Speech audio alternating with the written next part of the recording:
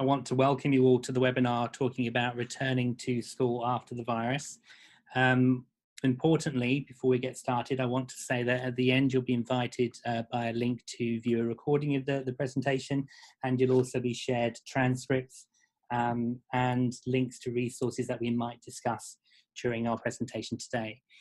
If you do have any questions, please send them or add them to the chat function, which you can access through the tools of the webinar, and then we'll address those periodically throughout the presentation today. Now, in times of crisis, we often go back to what we believe, and I believe that we care about children's well-being. Now, in all of our schools, our values and our pastoral practices should be well embedded and an excellent support during and after the current crisis. The COVID epidemic will continue to affect our students when we return to school in very different ways. It's essential to recognise that almost all distress and behaviour change after such an event is normal, and there's no such thing as a typical reaction. The Safeguarding Alliance has identified 3 phases of crisis that face schools in their care of students, and this webinar is focusing on the planning for the rehabilitation phase of the current crisis, reintegrating the children back into school. That will come with its own set of challenges, and we will be best prepared to meet them if we discuss and plan for them now, making sure that our teams of staff are ready for these eventualities.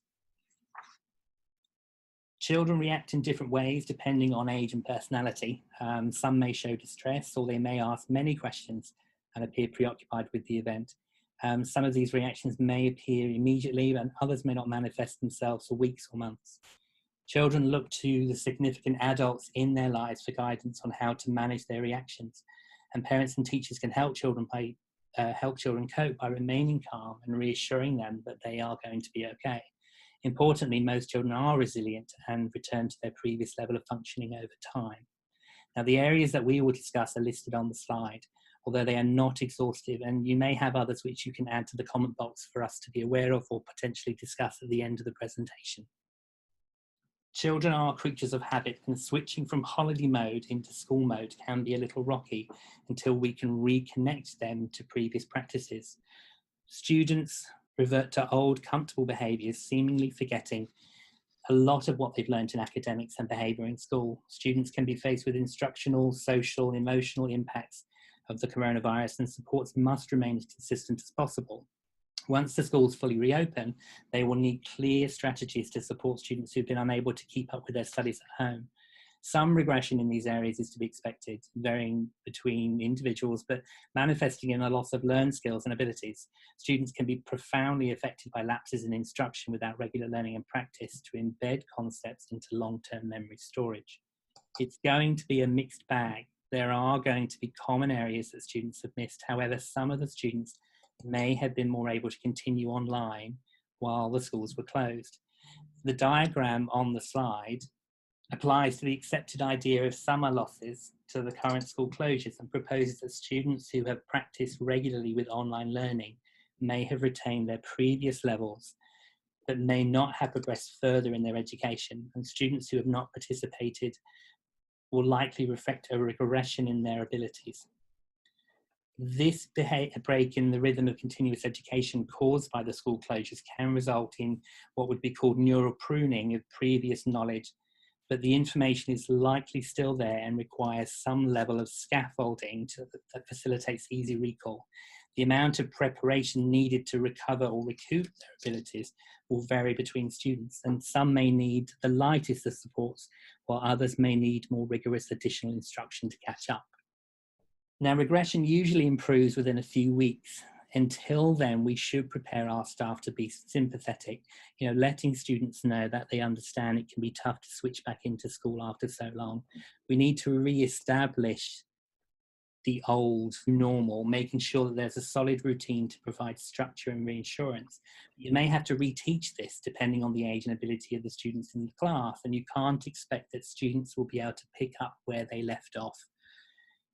We need to follow the rules of the school, obviously, but we need to do this within reason. We need to hold to our established behavioural expectations, but give a couple of extra chances until students adjust back into the usual routine of the class and the school. We need to be patient. please do not lose your patience with students who are having trouble working at the level they were performing at previously. You know, while gentle reminders of this is what we did before may seem like a supportive approach, it actually can be very frustrating for students who are having difficulty remembering because they just can't access that.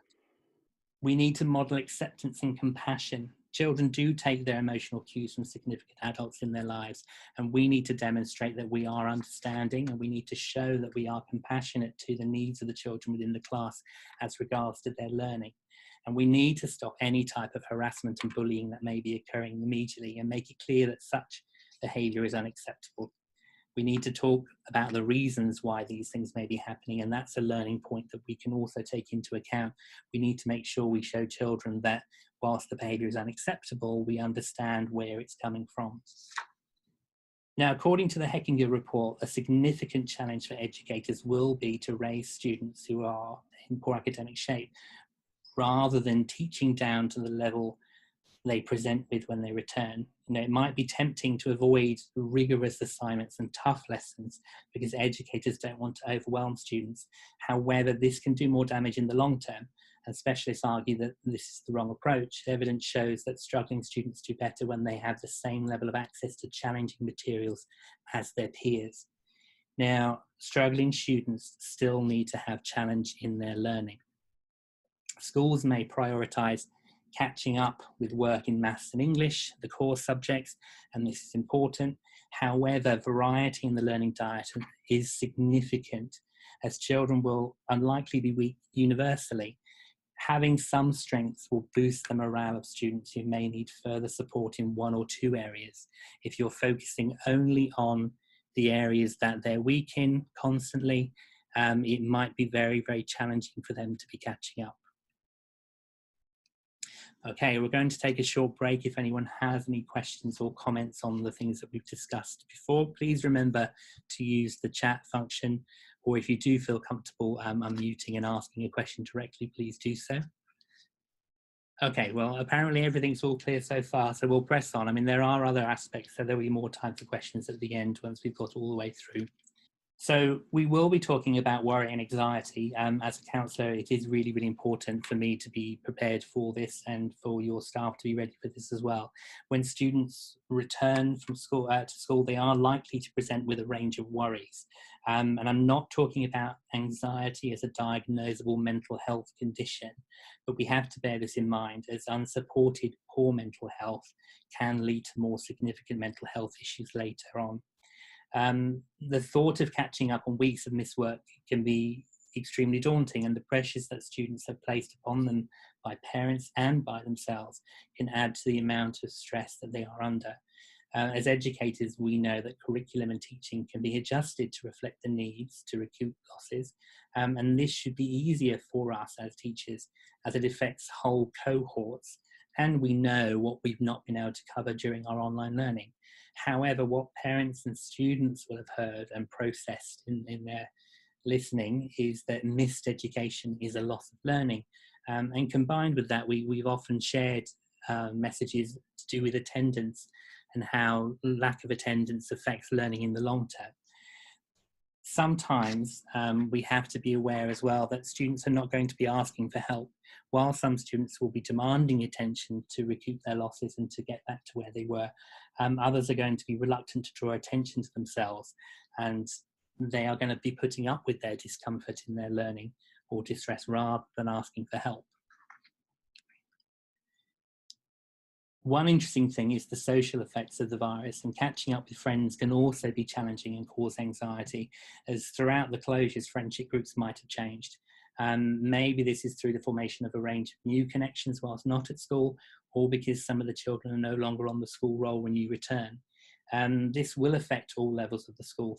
Schools must be aware of the possibility of bullying and stay on guard. The crisis has created many prejudicial rhetoric in the media targeting specific groups concerning the spread and management of the virus. And this can be tackled in an age-appropriate way as we work with children on the prejudice and stigma related to the crisis. But it is going to be affecting friendship groups.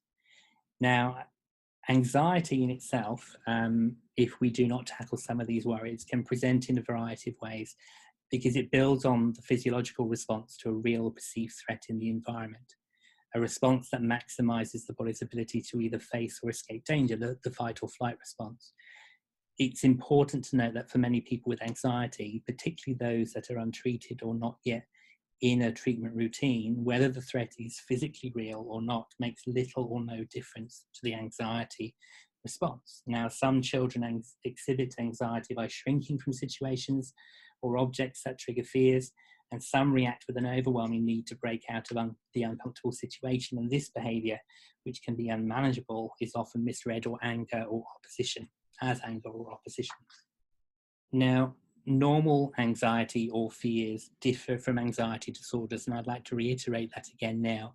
When considering if a child has anxiety, and this is going to be a big thing that's going to be facing a lot of teachers, we need to work out whether it requires support. We need to consider if it interferes with the child's ability to function and to do the things that would be expected for their stage of development, or with something that they would enjoy. Now, bear in mind, if it is getting worse, and it takes a longer time for them to feel better, or if there are other factors such as changes in habit, avoiding certain situations, or becoming clingy or withdrawn, this will heighten our concerns about a child's anxiety. And we should encourage families to be seeking out help from a health professional, because early intervention in any mental health issue is essential. The educational impact of anxiety is that children and young people cannot learn when they're highly anxious. A high level of anxiety can interfere with aspects of cognition that are critical for successful learning and performance. These are paying attention to what needs to be learned. You can't focus on those things.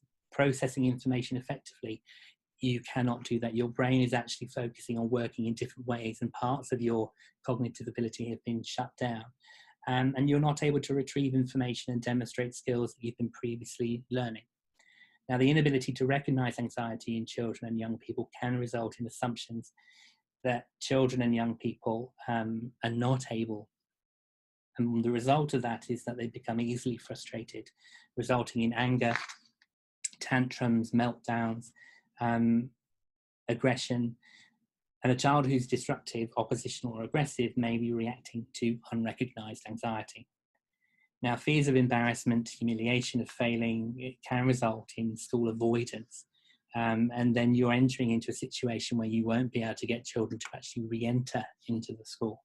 Getting behind in work due to numerous absences often creates a cycle of failure and fear, which increases the anxiety and avoidance, which leads to more absences. And this is why early intervention is really, really important, to make sure that you have a plan in place to address a child's anxiety as soon as they return.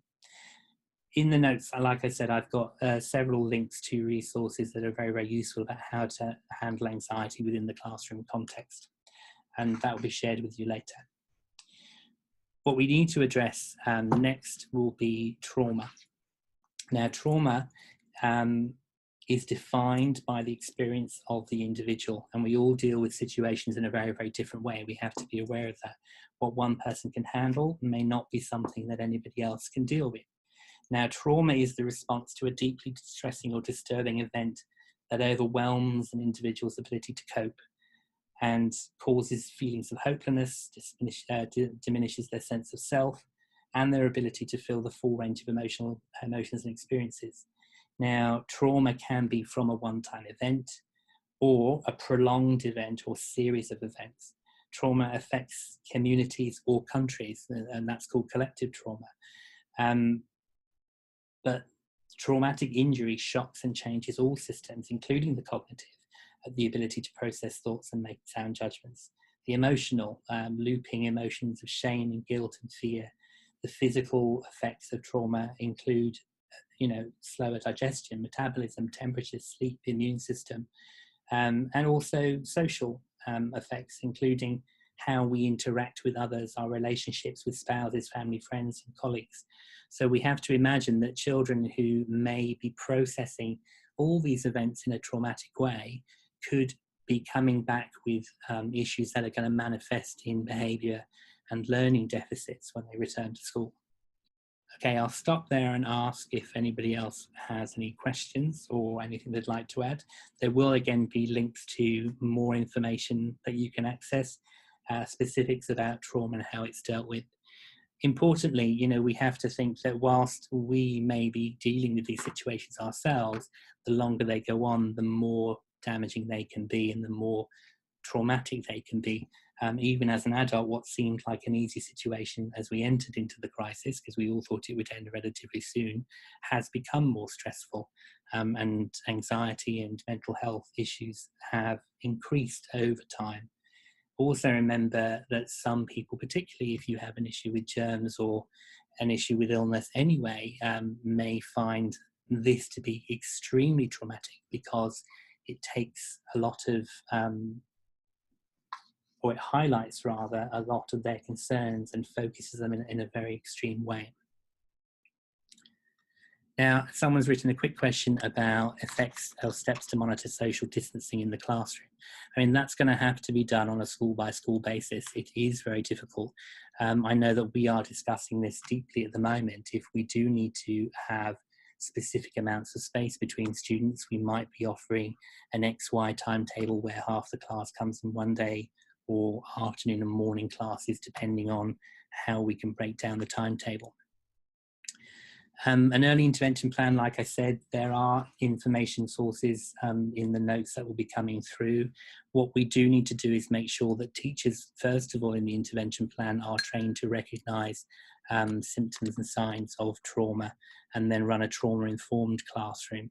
A lot of these will be based on, again, CBT approaches from counselling practice and psychology, but it's also making sure that we provide an opportunity for students to be comfortable in talking and sharing their experiences and don't feel diminished in what they're doing. Now, obviously, we don't have enough time to go through the full details of what an intervention plan for trauma would look like, but again, the resources are there, so please have a look, and if you wanted to get in touch, please do so. Someone's written the question, how to provide an optimum situation for students to feel comfortable to encourage them to seek help in the classroom. I think, you know, we will be talking about how to reintegrate students and prepare them for re-entry, but a lot of this is going to be based around talking to students. You're going to be having to make sure your teachers are prepared with a consistent message of how to talk about and how to share details of the virus, how to deal with certain issues, which we'll talk about in a minute. But I think if you prepare your teachers and give them the opportunity to discuss all these things as a staff before you go into teaching and talking to children, they're going to be more comfortable in talking about this issue. That ability to talk comfortably about a tough topic communicates well with children, but you're going to have to plan for a transition stage. You won't be able to go straight back into academic teaching. You need to put aside time, almost like you do at the beginning of the year, where you will be talking about feelings and emotions, providing children, particularly younger children, with the language that they need to be able to express their concern. Younger children don't necessarily know how to talk about frustration or uncertainty. They certainly don't necessarily know how they can link the words that we use to describe emotions with how we physically feel and what their bodies are actually doing. And that's an important thing. So having those circle times where you're talking about this and you're teaching children in your class how to discuss this respectfully amongst your peers is really important. The next step also is to identify how you can provide them with communication channels. That needs to be shared with them. Some children might feel comfortable talking in the whole group about their experiences and what they processed. Some may not. You want to provide them with an opportunity to say, if you need to come and talk, you can do so at this time. We are going to be putting in place counselling opportunities. We're also going to be providing students with the opportunity to have peer-on-peer support. So we'll be talking with our older students about preparing them to do small group sessions of circle time and peer-to-peer counselling.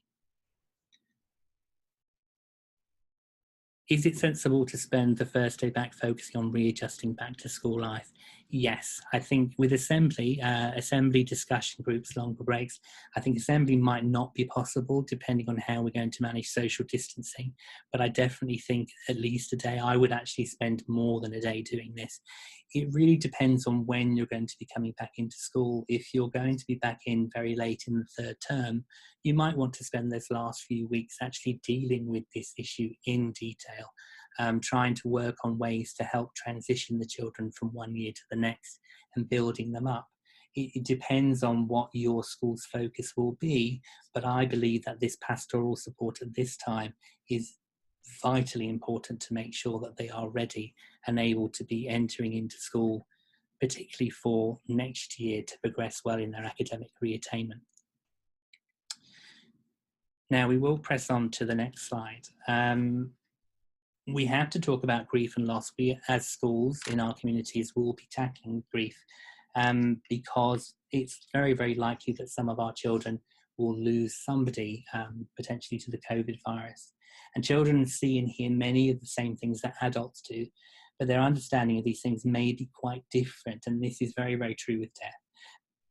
Adults help children understand death accurately by assisting them to grasp the important new concepts to do with death. And supporting this allows children to understand and adjust to the loss fully as they continue to move forward. The difficulty is, obviously, as parents and adults, we try to protect children from what death means, but it's not always easy to do so. Open and age-appropriate conversation is really important. We need, as parents and families, to share how we feel about situations very, very carefully. But as schools and as teachers, we must be sensitive to the religious and cultural diversity when discussing this, and parents should be encouraged to communicate with the school if the family has suffered a loss, so that it can be supported sensitively and carefully after discussion with the parents. Everyone, including children, must understand 4 basic concepts about death to grieve fully, come to terms with what's happened. These concepts are identified in a booklet called After a Loved One Dies, and there's a link to that in the resources as well, as with some lesson plans on how to deal with these things. Now, when we talk about grief, we're actually talking about loss, and whilst it is largely to do with death, it actually is any loss where a child is emotional, or a person is emotionally attached to something. Now, not all losses are tragic, and the same feelings of loss and emotions replay with the loss of anyone significant, including friends. Now, if a child has moved or left the school for financial reasons or financial loss, and we have to be aware that some families are suffering quite significantly from this at the moment, particularly if we are in an independent or a fee-paying school, we have to be aware that children will return and find some of their friends no longer here. Now, there are basic commonalities in what we would call the mourning process, regardless of the type of severity of the loss that a young person might be feeling. But we need to view emotional moments as opportunities for connection and teaching to help children to understand how to process these things properly. We need to listen to and validate and empathise with a child's feelings. We need to explain to them that it's okay to feel sad, allow them to express themselves, focus on problem solving and how to work through the problem, which gives the child a sense of control. And we need to encourage them to make new friends and expand on their social circles. Now, preparing students, and this is one of the questions, how do we do that? How do we get them ready to come back in? Will involve talking about the virus, and it's essential that we can continue to learn in school, and we need to make sure then that the children can do so in an environment that's welcoming, respectful, inclusive and supportive. And these are the messages that we are going to be modelling to the students as we are talking about these issues. Now, schools and teachers play a vital role in this, sharing accurate information about the virus, and it has to be truthful and factual. We need to make sure that we listen to children's concerns and answer their questions in an age-appropriate manner, and we don't overwhelm them too much with too much detailed information. We need to encourage them to express and communicate their feelings about the situations they've been in. Now, we need to confront and prevent stigma, xenophobia and racism. We need to encourage students to be able to do this for themselves by discussing the reactions they might have experienced around discrimination, and explain that these are normal reactions in emergencies, but we need to encourage them to express and communicate their feelings and make them understand that fear and stigma make difficult situations worse. Words matter, and using language that perpetuates existing stereotypes can drive people away from taking the actions they need to protect themselves. This is really, really important. And there's lots of really, really good information out there about dealing with this. And one of the things that we need to consider at all age levels is we need to start teaching children about media literacy and dealing with fake news, because this can empower students to be critical thinkers and make them effective communicators and active citizens, not just dealing with this particular situation. Now, the social justice organisation Teaching Tolerance has launched an initiative to help educators tackle fake news, and it has short videos and lesson plans for every grade level to help teachers instill key competencies for digital literacy for their students. The last thing that we're going to talk about really is how we address health and wellbeing in the curriculum. Now, schools with good pastoral and wellbeing practices recognise the importance of explicit teaching to achieve desired outcomes for students. School leaders promote teaching practices that enable students in each classroom and other learning groups to work as caring, inclusive and cohesive learning communities. Wellbeing values are consistently actioned in the curriculum, in relationships and through celebrations, and values are taught explicitly and modelled by leaders, teachers and students. The curriculum opportunities for promoting wellbeing are planned carefully and mapped out, and this is important when you're going to be returning back to school, because it is, as someone has just pointed out, about returning back to school almost like the beginning of the year again, and that transition is important.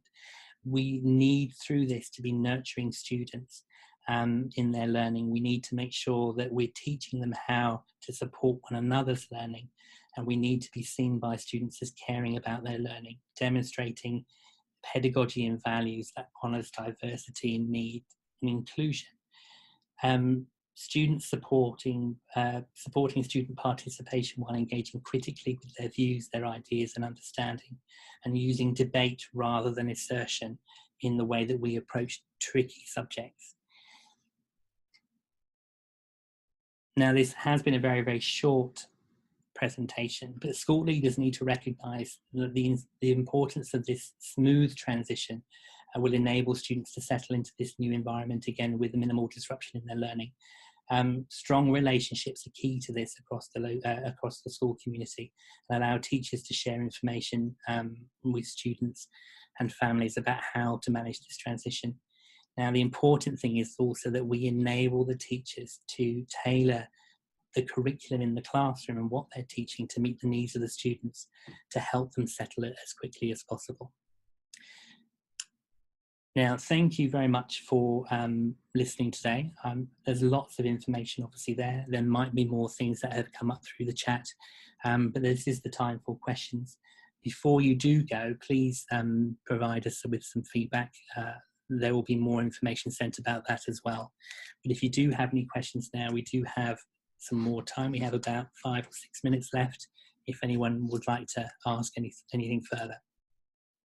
Okay, like I said, we'll be sending out the information with all the links and all the information to point you to the resources that you can use to get started.